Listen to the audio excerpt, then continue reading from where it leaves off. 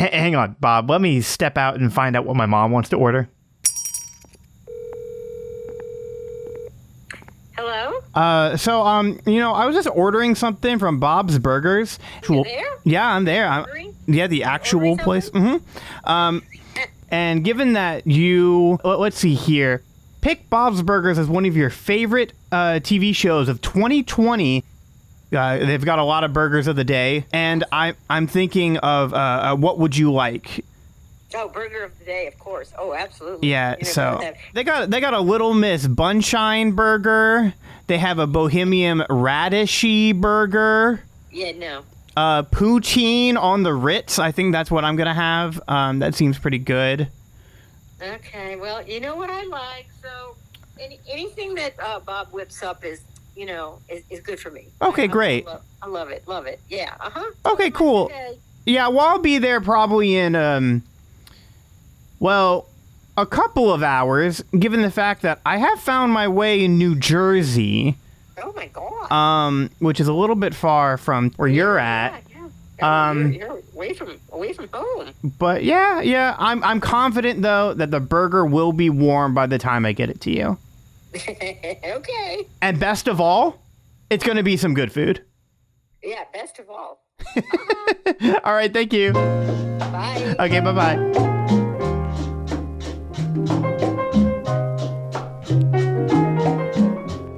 Hi there, I'm Scott D. Forsythe, professional voice actor and pop culture enthusiast. Today we'll be talking about Bob's Burgers, one of my favorite adult comedies, a show that has paved the way for all animated adult comedies, and I'll be going over why I think it's best of all. But first, let's take a quick break and get right back to the show. After all, I am driving all the way from New Jersey to Texas. So Bob's Burgers is an animated adult comedy from Lauren Bouchard, who some of you may know from the Adult Swim series called Home Movies. Bob's Burgers is one of Fox's flagship animated shows, and it is a part of kind of their big three, which is funny to say. The other two that Bob's Burgers frequently goes up against is Family Guy and The Simpsons. And frankly, I think it's much better than both of those shows. The premise of Bob's Burgers is about a family, the Belchers, who run a restaurant in a small town on the East Coast. They've never actually been confirmed that they're in New Jersey, but in one of the episodes, you see a big map that they're on and they're leaving New Jersey. So that's kind of a little wink and nod Easter egg of where they're actually located. So the mom and dad of the family are Bob and Linda Belcher, and they have 3 kids. And so from oldest to youngest, they are Tina, Jean, and Louise. And each episode puts the family in different, like, wacky scenarios that help build their characters and explore the other characters in their town, which is right next to a pier destination spot called the Wonder Wharf. So they don't really have a name for the town. They don't really talk about that they're in New Jersey. So a good way of just kind of saying all of that is the Wharf or Wonder Wharf. So why is this best of all? And how does it separate from other family comedies? I mean, The Simpsons has been around for years, and I'm using the word years loosely. They've been around forever. And Family Guy is very popular with every middle school boy. So kind of like, what does Bob's Burgers take and do different that's from those shows? And I think the biggest thing on why the show's so popular and why I like it so much is it's funny without being mean-spirited. I like a lot of animated shows. Obviously, I'm a voice actor. I typically watch stuff that is animated. I always have, ever since I was a little kid. And just kind of watching a goofy comedy is very relaxing to me. And I watch a lot of it, animated adult comedies. And when I say an animated adult comedies, it means it's an animated series that's more geared towards adults. So they probably have crude humor or like more vulgar language or more serious topics. And a lot of these tend to take their humor or derive their humor from making fun of others or at the character's expense. A good example is in Family Guy. There is the teenage daughter, Meg, who pretty much doesn't have a personality or a character arc and is just kind of the butt of every joke. It's a very mean-spirited show. Same as Rick and Morty, which I've mentioned before, which is a show I relatively enjoy, but I also find it very, very cynical. Bob's Burgers doesn't really do that. The show proves that you can be funny without poking fun at anybody, that you can just be funny in the like natural situations that these characters find them in. Sometimes it can be like silly and juvenile. Like there's an episode where the kids find out that there's a farm that has a 2-headed goat that has also presumably 2 butts. And the son, the middleest kid, Gene, wants to see it really bad. So the kids go on this big exploration to go find this 2-butted goat. Like that's silly and very funny. And it's a good episode about like the dynamic of the friend group and where Gene finds himself in the family. But then my absolute favorite episode has to do with a bank heist where Bob just gets stuck with in the middle of this convict robbing a bank. Like it's that one's, I mean, relatively serious because Mickey, who becomes a reoccurring character on the show, like is planning on shooting people. So it's like, again, it's situations that are funny rather than we're poking fun at somebody. But like, it's so much more enjoyable to laugh at something that's genuinely funny than to laugh at somebody. Coming from somebody who's been on the end of it, of where people have laughed at me, it feels really bad. And even if it's talking about something fictional or something like not real, it can still be really hurtful. And Lauren Bouchard and his crew have completely like avoided that and have for like 11 years. Bob's Burgers is still running. It is in production. It is making big moves, which we'll talk about in a little bit. The focus of the show really is the family, and the Belcher family like has quirks and they are a bit strange, but they're really, really likable. None of the characters are the main characters. It is a very ensemble show. Each episode sometimes tends to focus on a different family member, but it seems like everybody is always being highlighted in like what their best aspect is. And it's really, really like refreshing to see that. It's done exceptionally well. The writing on the show is very quick-witted. It's very funny. It's very referential without being like too in your face about it. I wanted to mention earlier, I'm just kind of going off of like rattling off little bullet points of why this show like I like and speaks to me. I've talked about adult animated comedies, and sometimes people have issues with an animated show being made for adults. One of the best parts about Bob's Burgers is, yeah, sure, it has some like serious situations or like some crude humor. Like it's not, again, like I said, mean-spirited or like gross for the sake of being gross. It's like, it's really tame compared to the other animated stuff, animated adult comedies that people like. I actually have a rule. It's not a rule, but it's like a guideline that I follow. Whenever I make content for ScottyMeLad, and I'm working with other people, some of my friends have asked me like, oh, like, what's your stance on like cursing and stuff? Because I relatively don't on the air and everything. I'm not opposed to it. But my rule is, if you can't say it on Bob's Burgers, don't say it on my show. I use this model because it's like I find their humor so funny. Sometimes they'll swear. They're not even bad swears. I use swears with large quotation marks. Quotation marks? Quotation marks.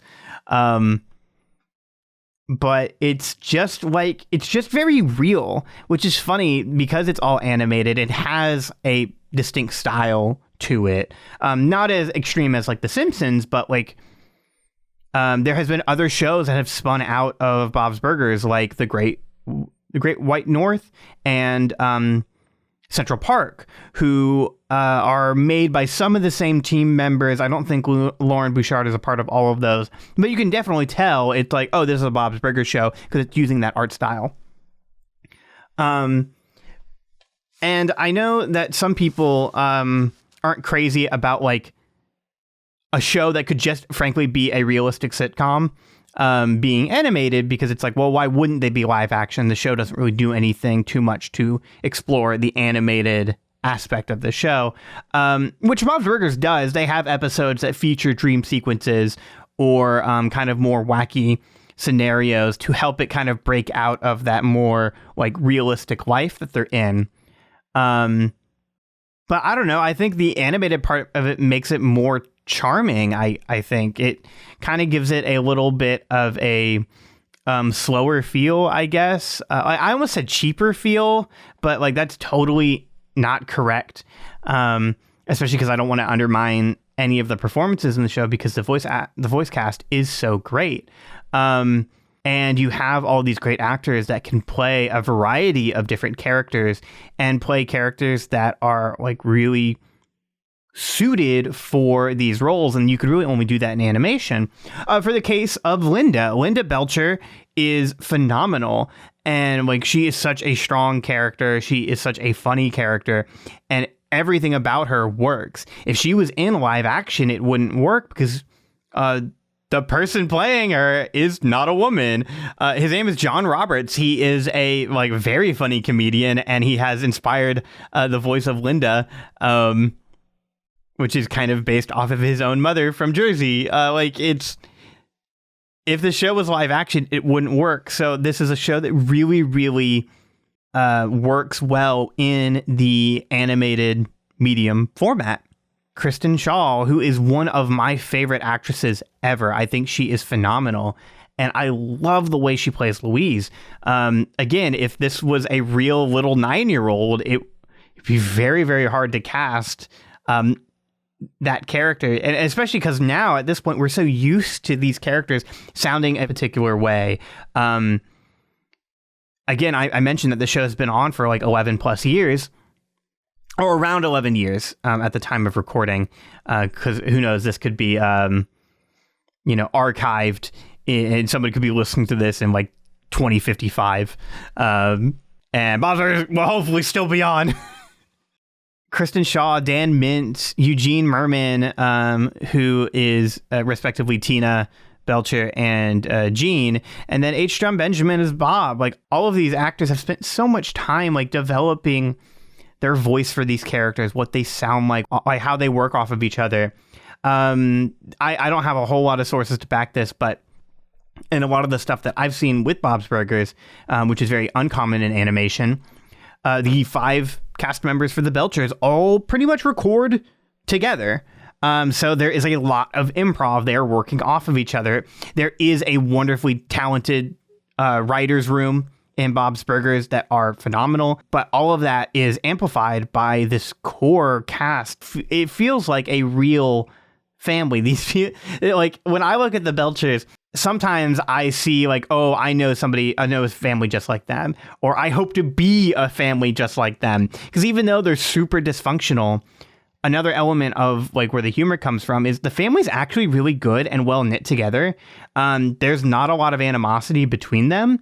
They rarely have fights, so that also really works well when the writers do have a situation where Louise has done something really wrong to Tina and like hurt her feelings. It comes as a big shock because typically these characters don't hurt each other, which is different than, again, I don't want to keep slamming Family Guy, but Family Guy, like, it's so cynical, and all of those characters pretty much hate each other, and that's where a lot of the humor comes from. And yeah, it can be funny, like, occasionally, but it's so much more heartwarming to see, like, the Bob's Burgers cast, like, go through a scenario and, like, know that they have each other's backs no matter what situation that they're in. These characters work so well together and in any situation. That's why the show has been going on for, I think now they've just got renewed for their 12th season. I think that the show has only gotten better over time. Yeah, a few seasons have plateaued a little bit, but that's going to happen when you have a show that's been going on for as long as this. if this is your first time watching the series and you've only ever heard of it but you don't know where to start with season 3. I think that's the best season of the series, 3 and 5, but just go from 3 onward. Skip 1 and 2, because I actually absolutely hate the first season of the series, and I really hate the first episode. I think the pilot's terrible. I remember I watched it back in the day in like 2011, and it was really off-putting. And I found that it was very cynical, and it just was trying too hard to be like the other animated comedies. They kind of brushed that off pretty quickly, and thankfully, for some reason, which I would have to do more research to because I don't know how it happened, but the network, decided to give this crew and cast a whole new shot and say like, okay, well, we're going to do some more. And they really kind of picked up after that because they found their footing. They found what made this work. And doing that has helped them separate from the grain.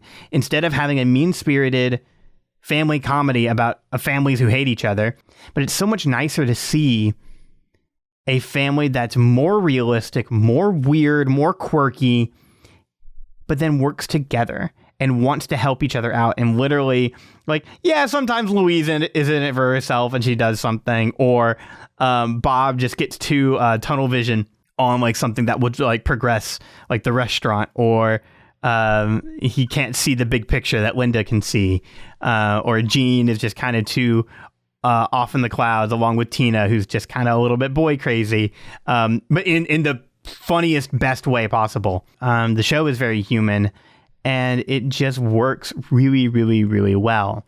There's a lot I haven't actually talked about in this series that I would love to go over, and I will in a 2-part episode.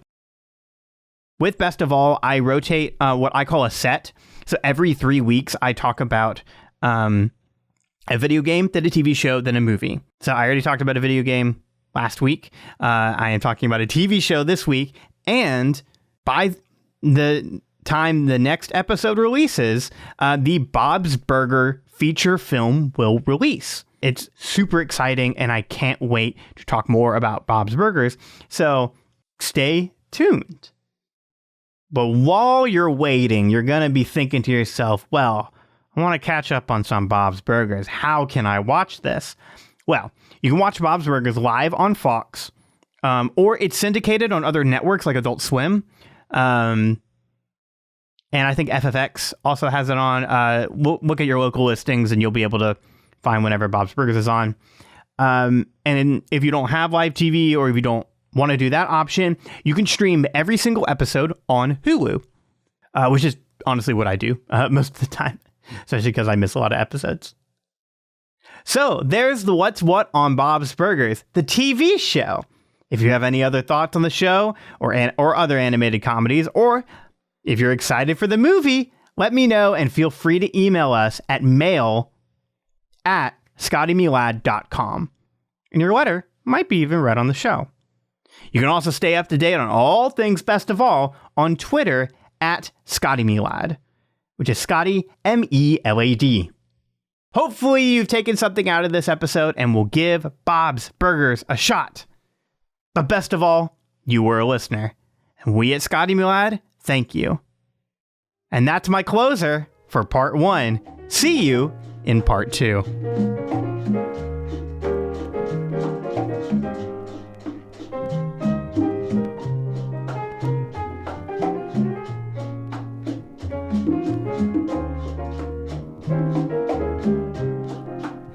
Best of All was hosted and produced by Scott D. Forsythe, using the song Mia by Rolando Puchades from the album Canta as our intro and outro theme.